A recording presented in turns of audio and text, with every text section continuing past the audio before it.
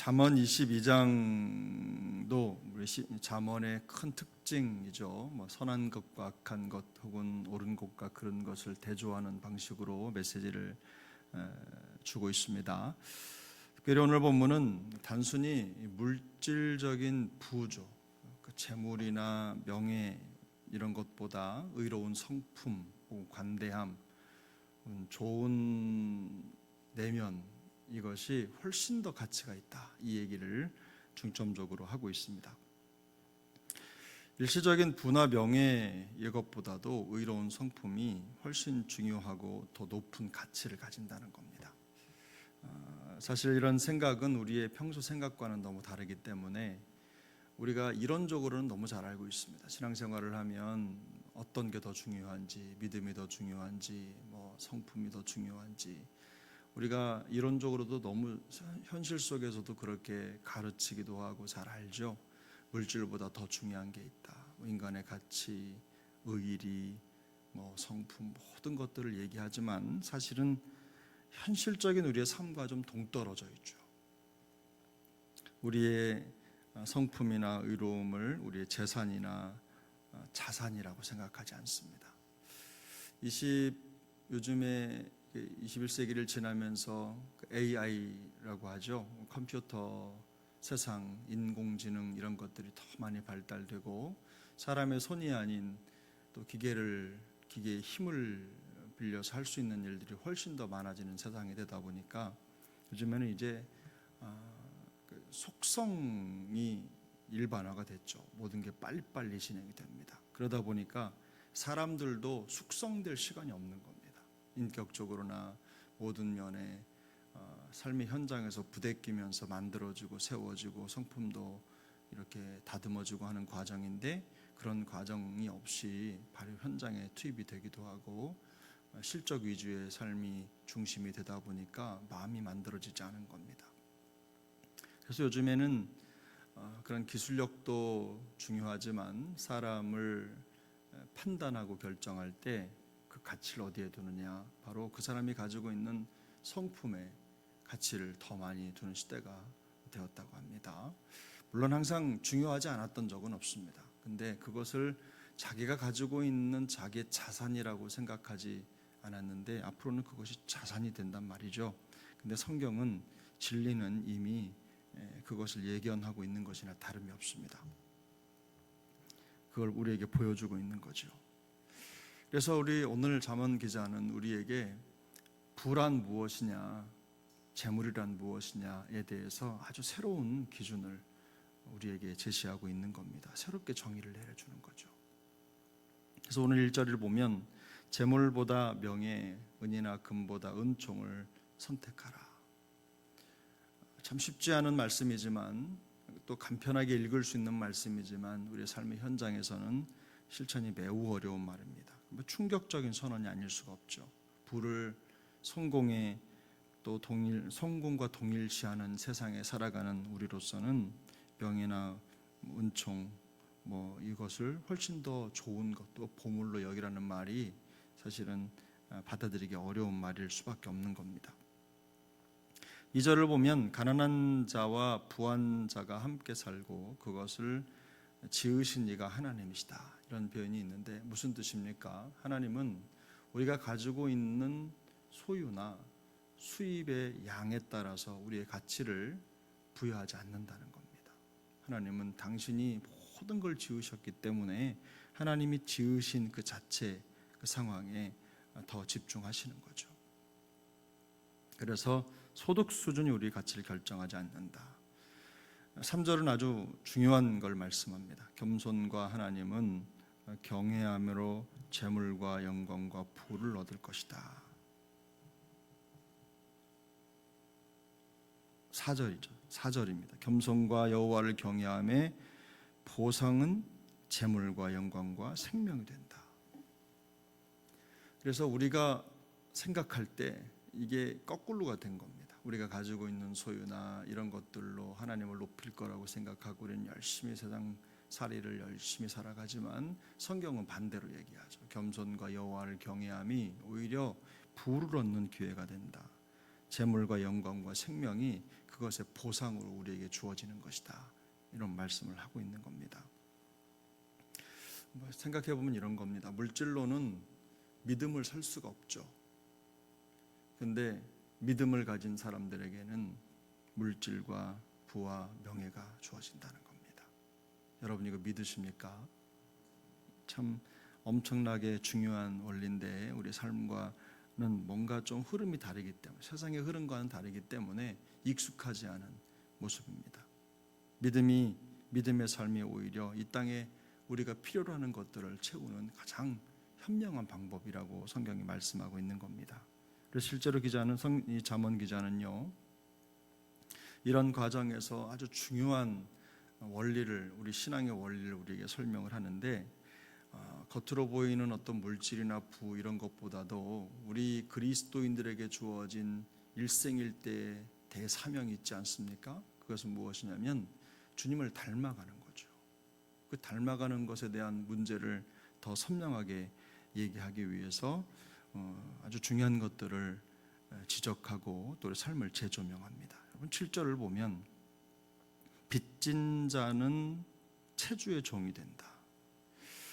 죄의 종이었던 우리의 옛 생활을 그대로 보여주는, 의미하는 빚진 자라는 말을 사용하죠. 8절에 보면 악을 뿌리는 자는 재앙을 거둔다.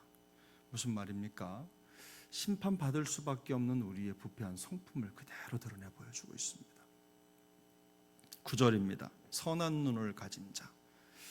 선한 눈을 가진 자는 당연히 좋은 것으로 보상을 받겠지만 결국 우리는 어떻습니까?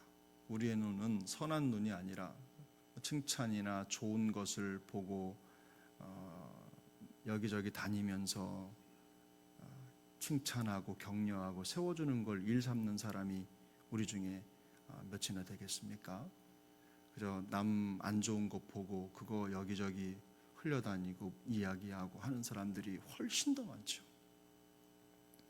근데 이 선한 눈이라고 하는 기준을 제시하면서 우리 칭찬과 격려와 사랑보다 험담과 구설에 더 관심을 보이는 우리 성품의 문제점을 명확하게 드러내고 있어요. 10절을 보면 거만한 자를 쫓아내는 것, 또 마음의 정결을 사모하는 것, 그것들은 우리 마음의 방향, 본성의 방향을 정확하게 거스르는 흐름들입니다. 정결하지 못하고 또 겸손하지 못한 우리의 모습을, 우리의 본성을 그대로 보여주는 거죠. 우리가 이러한 본성을 가진 존재임에도 불구하고 사실은 우리가 이 말씀을 읽고 우리의 삶을 재조정할 수 있는 기회가 어떻게 주어지느냐. 우리 인간 그대로 보면 전혀 가능성이 없지만 우리가 바뀌었습니다. 우리의 정체성이 더 이상 우리 개인이 가지고 있는 어떤 특성에 지배받는 인생이 아니라 우리 안에 계신 예수 그리스도의 성품을 우리가 이식받았기 때문에 그대로 살아가야 할 소명을 하나님 우리에게 부어주신 겁니다.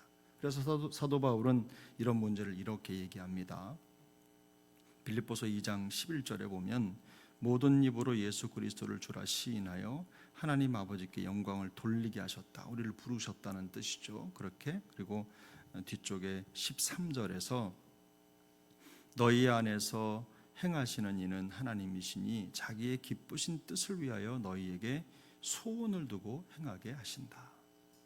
우리 안에 그리스도 하나님의 소원을 두고 그것을 행하게 하신다.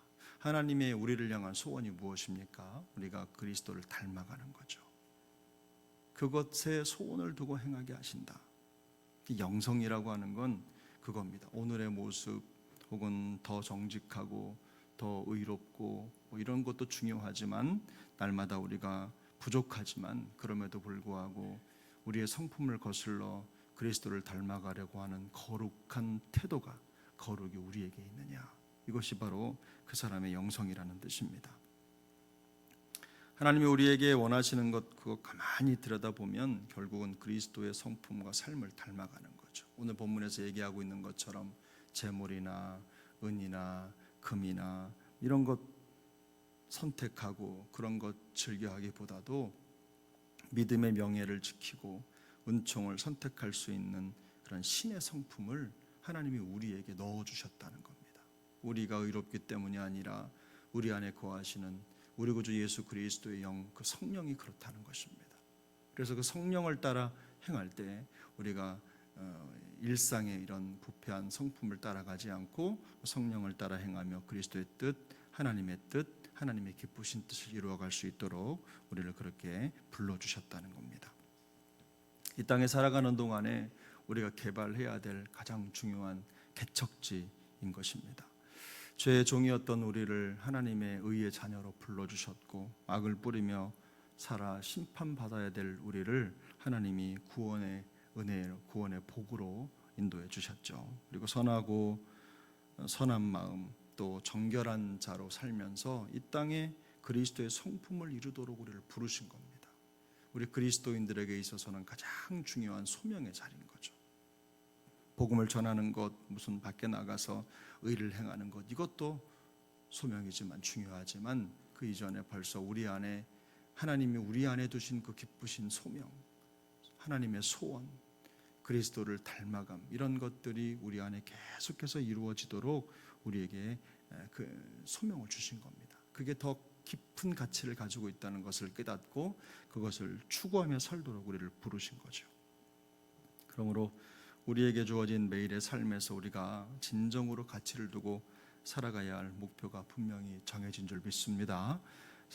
세상살이에 필요한 물질, 재물, 명예 이런 것들 추구하고 그걸 위해서 열심히 살아가야 되지만 우리가 4절에서 읽은 대로 겸손하고 그리고 여호와를 경외하면 하나님이 우리에게 거기에 보상으로 재물과 영광을 또 생명을 허락해 주시는 걸 믿고 그렇게 살아가야 될 줄로 믿습니다.